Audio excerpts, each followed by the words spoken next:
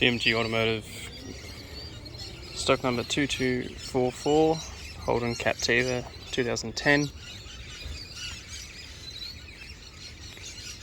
This side of the car is pretty good. So, scratch on rear bar, or a few of them.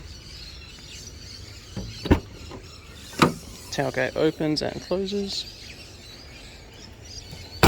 The spare tyre under the car.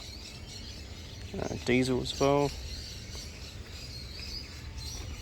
That door's good. That door's got a little dents in it.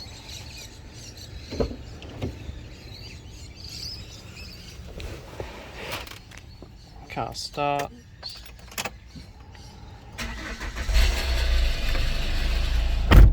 Suspect a blown turbo.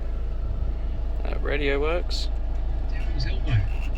And the air conditioning works as well. Automatic.